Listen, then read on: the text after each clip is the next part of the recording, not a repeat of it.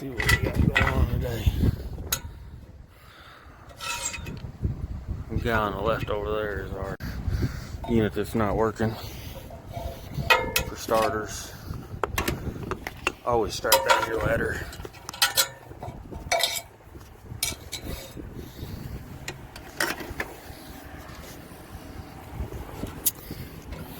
Let's go over here and see what we got going on. We got it turned off inside. It said the blower was blowing, just not cold air. So, I suspect we got a fan motor or capacitor issue. Fan motor spinning freely. Coil looks clean. Let's get our panel off here and see what's inside. It's an old one. Old York.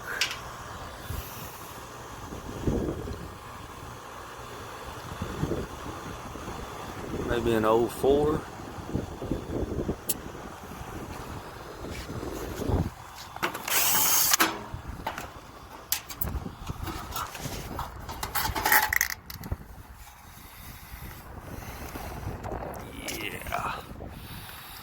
don't know how well you can see that, but she's bubbled up just a little bit.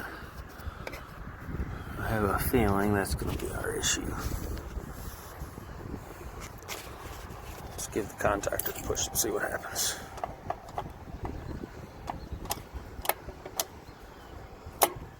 Nothing.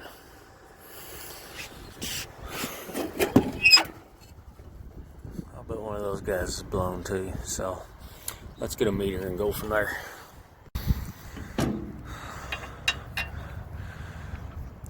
Well, let's check our voltage coming in.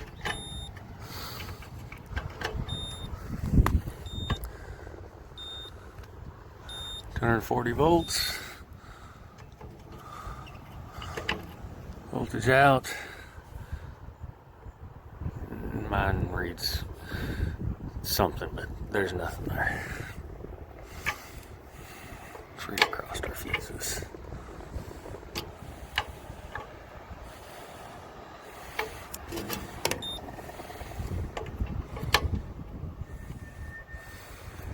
We got open fuses. That one's closed.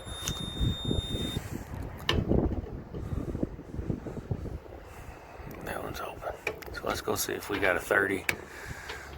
And go ahead and check our capacitor.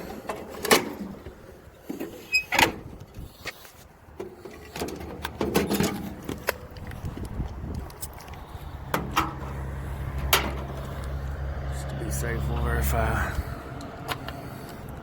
Don't have voltage.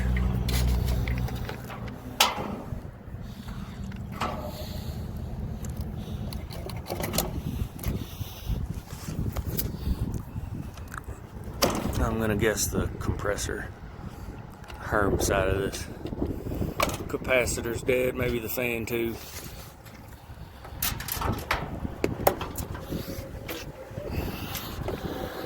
She probably tried to start and overamped and blew the fuse. So looks like we got common and Herm. Nothing. 0.2 microfarads. That's not going to be enough to start the compressor. Let's go common and fan. Oh yeah, we're dead. So I'm a 55, or 50 at 5. We'll grab one of those while we're down there.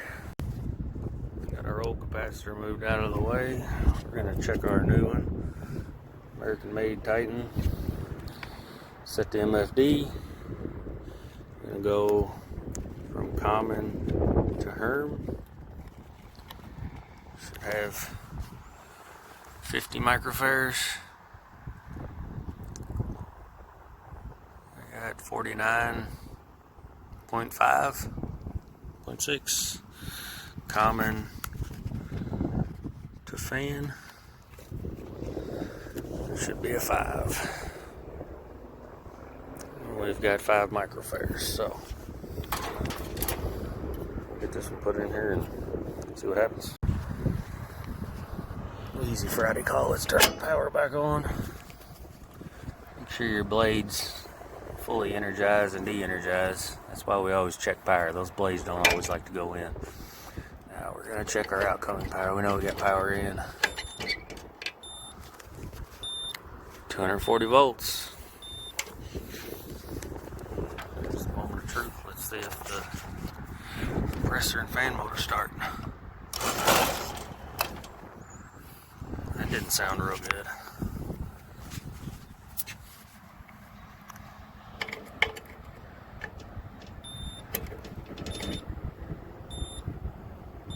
I still got voltage. So before we go any further, we're gonna check the wires at that compressor. That sounded like a little rough startup. So just to be clear, I did check for shorts before I pushed the contactor in. This is a heat pump. See the reversing valve down in there. There's no crankcase heater. So we've had these mild nights. It's probably only about 65 degrees or so out right now. Just where the crankcase heater would come into play. Keep the liquid refrigerant from migrating to the coldest part of the system, which would be the condenser here, and sitting on the head of that compressor. That's probably what I heard when I first started it up. We're gonna give the contactor one more push and see what she sounds like now.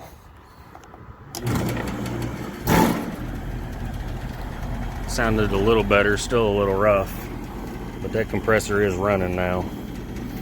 So she needs a crankcase heater installed.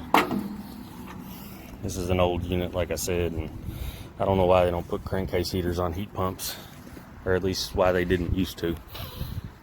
That's how you lose compressors. This compressor was changed out in 2013, and this unit's seen better days, but we'll go give it a call from the thermostat and let it run for a little while and check our charge. Call this one good. Easy call on a Friday.